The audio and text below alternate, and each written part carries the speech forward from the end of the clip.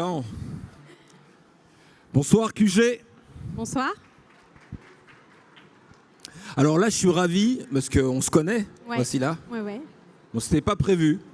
Non, Voilà, c'était comme la quoi, il y a surprise. des hasards heureux. Complètement.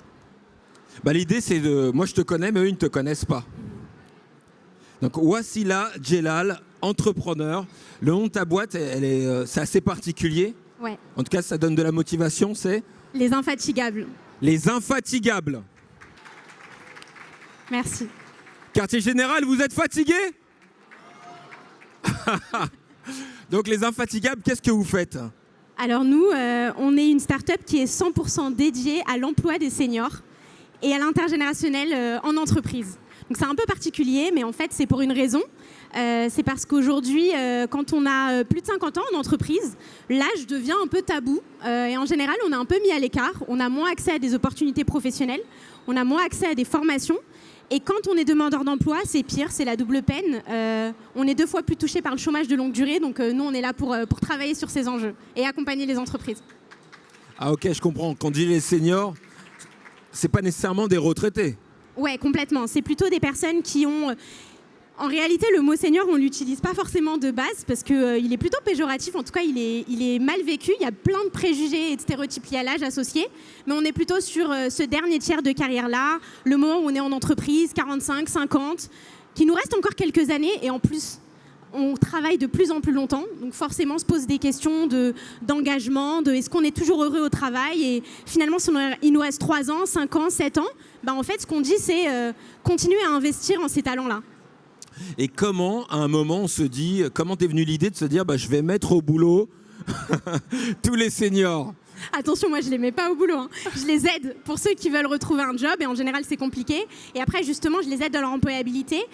Très concrètement, moi ça vient d'abord d'une histoire personnelle qui n'est pas forcément liée d'abord à l'emploi des seniors, mais plutôt à ma grand-mère qui s'appelle Choumicha, j'en profite pour dire son prénom. Et en fait elle a été touchée par ce qu'on appelle le syndrome du glissement. Je ne sais pas si vous êtes familier avec ce phénomène. En fait c'est un état qui pousse les personnes âgées à se laisser peu à peu aller.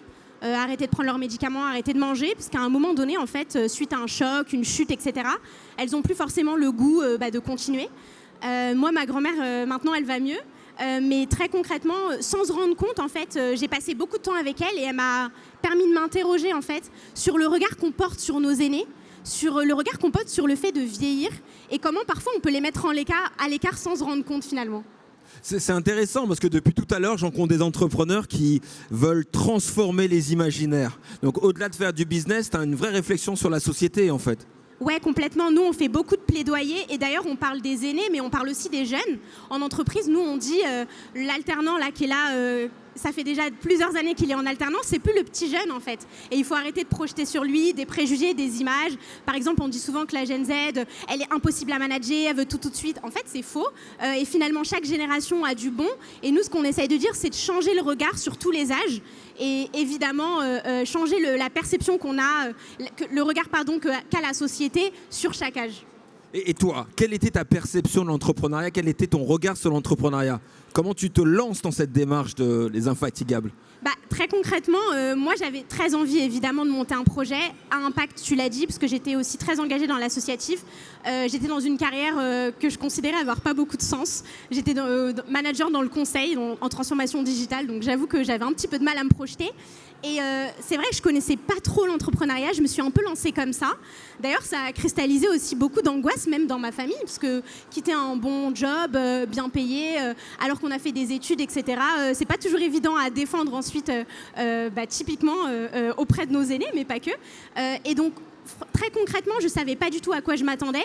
Par contre, ce dont j'étais sûre, c'est que j'avais envie de régler un problème et j'avais envie à la fois d'avoir de l'impact et aussi d'en vivre. Parce qu'on parle aussi de business model et on sait ce qu'on essaye de trouver avec les Infatigables. Excellent. Et toi, dans ta démarche, j'imagine que c'est pas simple d'entreprendre. Il y a des galères, des défis, il faut trouver des réponses à des questions qu'on se posait pas avant. Et comment tu ne t'es pas fatigué dans ce processus, toi? C'est vrai que la blague, on me la donne souvent, du coup, parce que les Infatigables, c'est du coup nos talents expérimentés, parce qu'ils nous disent, nous, on est infatigable, on a encore plein de choses, mais souvent, on me fait la blague. Est-ce que tu es encore fatigué? Moi, les galères que j'ai eues et comment j'ai pu les surmonter, j'en ai encore, hein, très concrètement, on va pas se mentir. Il n'y a aucun entrepreneur qui va te dire que la ligne, elle est... le chemin, il est tout fait. En général, on a encore quelques petites galères. Moi, je pense que ce qui me drive surtout, c'est de me dire que, par exemple, après mes programmes de formation, j'ai des témoignages qui me disent que finalement, les gens, moi, Wassila, en fait, ça a changé ma trajectoire, ça m'a redonné confiance parce que ça fait 5 ans que je cherche un job. J'en ai 55 et en fait, j'ai encore besoin de travailler pour cotiser pour ma retraite. Et là, typiquement, tu as changé ma trajectoire. Donc, c'est des choses qui me drive et qui me permettent d'avancer. Il y a des moments où c'est plus compliqué. Il y a des hauts, il y a des bas, forcément. Il y a des moments où les clients ne répondent pas. Il y a des moments où les clients ils te disent oui et après, ils ne te répondent plus. On ne sait pas pourquoi. Et en fait, il faut juste avancer avec la conscience d'être patient, que les choses, les petites graines, on les sème d'abord et elles vont revenir ensuite. Et que finalement, il faut un peu de résilience et toujours aimer ce qu'on fait. Et je pense que c'est ça, moi, qui me drive au quotidien. Très, très intéressant. Aujourd'hui, tu dois sourcer ces profils qui veulent finalement retravailler, mais tu as dit que lorsqu'ils ont vécu des chocs dans leur carrière, parfois ils perdent un peu confiance. Comment tu les remobilises? Comment tu leur redonnes confiance? Est-ce qu'il y a ce travail à réaliser? Ouais, bien sûr, bien sûr. Quand on a, en plus, on est sur des générations qui ont tout donné au travail, qui en général ont eu une carrière hyper toute tracée, un peu une autoroute, et tout à coup, il peut arriver qu'il y a une filiale qui est cédée, là on parle de cadres potentiellement, et tout à coup ils se retrouvent comme ça sur le marché du travail et ils ne se rendent même pas compte en fait, et c'est difficile parce qu'il y a une vraie discrimination à l'embauche liée à l'âge. Alors je vous le dis même pas quand on cumule plusieurs sujets, c'est-à-dire on a un prénom à consonance étrangère, moi j'ai des profils, on est une femme, on a plus de 50 ans, bon là forcément on cumule tout. Et donc très concrètement, nous on a des ateliers, que ce soit en entreprise, parce qu'on a des gens aussi, des profils cassés en entreprise qui sont placardisés, mais aussi des personnes qui sont en entreprise mais qui se disent il faut que je bouge mais je ne sais pas vers quoi. Et là on va avoir en effet des ateliers qui vont travailler sur leurs freins, qui vont travailler sur la confiance en soi, remobiliser. On a par exemple un atelier sur ok, comment est-ce que je relie ma carrière professionnelle. Finalement en fait j'ai fait plein de choses, j'ai eu des pics, j'ai eu des creux, mais en fait j'ai réussi à des moments à hyper accélérer et j'ai jamais eu ce temps de me dire ok, ça c'est mes réussites et comment est-ce que je peux capitaliser pour ensuite me projeter sur la suite. Donc c'est, je pense, au moins 60% de notre travail. Ok.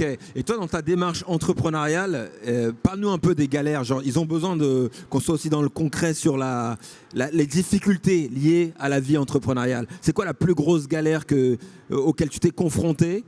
Alors très concrètement, moi de base, j'étais pas sur l'emploi des seniors. C'est-à-dire que j'ai fait ce qu'on appelle dans l'entrepreneuriat un pivot. Donc j'ai commencé d'abord à m'intéresser au sujet de l'emploi, au sujet des seniors par le prisme de l'isolement. Je me disais, il y a un truc à faire. Moi, ma grand-mère, elle se sentait un peu seule, etc.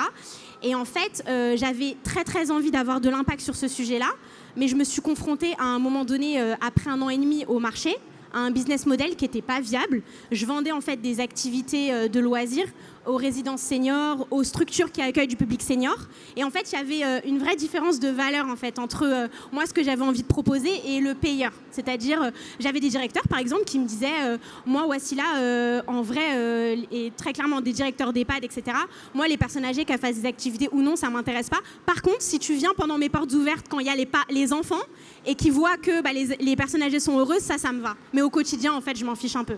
Donc là, j'ai fait un truc, j'ai eu mes premières galères, c'est-à-dire que je me disais, j'ai toujours envie j'ai ce regard sur ce sujet des seniors et le vieillissement, j'ai envie de faire autre chose et il faut prendre le pas, de faire ce pas de côté, de se dire ok, comment est-ce que je peux adresser autre chose. Et il ne faut pas avoir honte d'ailleurs, très clairement quand on démarre, votre solution, quand vous l'avez toute faite, en général, elle va être complètement différente quelques années plus tard. Peut-être même que vous allez être sur une autre verticale. Et c'est pas grave. Et il faut continuer à avancer, continuer à travailler, si tant est que vous avez aussi cette envie en fait, de résoudre un problème. Ça, c'est extrêmement important ce que tu dis. Parce qu'en réalité, quand on entreprend, parfois on dit qu'il faut avoir confiance en soi, avoir un ego bien accroché. Et je dirais... non, tu n'es pas d'accord? Non, justement, moi je trouve que l'entrepreneuriat, ça te calme. Ça, les gens avec trop d'ego. Développe, ça m'intéresse. Moi, je trouve que ça te rend hyper humble, l'entrepreneuriat. C'est justement là où je voulais en venir. Okay. C'est-à-dire comment, à un moment, tu arrives à accueillir ce réel, les feedbacks, pour transformer ton projet, quoi. Ouais, c'est une super bonne question. Après, c'est que mon avis, en effet, mais moi, je trouve que ça m'a rendu humble. C'est-à-dire que tu démarres, en fait, sur un sujet où, parce que tu as une vraie conviction et une envie de proposer une solution, quelle qu'elle soit, tu es persuadé, en fait, d'avoir la bonne. Et en fait, tout à coup, tu commences à te confronter en fait, à tes clients, à tes bénéficiaires, à ton marché. Et aussi, il y a un truc, c'est que souvent, quand on a une super solution, on pense qu'on a une idée de génie et on pense que les gens nous attendent. Mais en fait, pas du tout. Personne ne nous attend. Il faut être le meilleur. Et parfois même, il y a déjà des gens sur le domaine, parfois des gens qui le font mieux. Donc, il faut trouver aussi comment gérer avec cette compétition, cette concurrence. Donc, et je l'ai dit, il y a des moments où il y a des galères, où finalement, on se rend compte que soit les gens ne nous répondent plus, ou soit moi, mes premières vidéos ou mes premiers contenus, je trouvais que, enfin maintenant, avec du recul, je les trouvais nuls, mais je les ai lancés. Et après, en ayant des feedbacks, je me suis dit, mais en fait, ça va pas. Mais c'est pas grave. Ça nous permet de nous améliorer. Mais du coup, ça donne un petit coup d'humilité et je pense qu'il le faut. Et je finis là-dessus, il ne faut pas avoir d'ego parce que c'est aussi ça qui vous fait progresser et évoluer. C'est-à-dire qu'il faut aller écouter, il faut écouter en fait. Il faut écouter et votre marché et les gens qui utilisent votre solution, qui regardent votre solution. Et avec un grand ego, vous ne pouvez pas faire ça parce que vous n'allez pas écouter et on tourne en rond. Merci infiniment. C'était Wassila Djellal pour Les Infatigables. Merci à vous.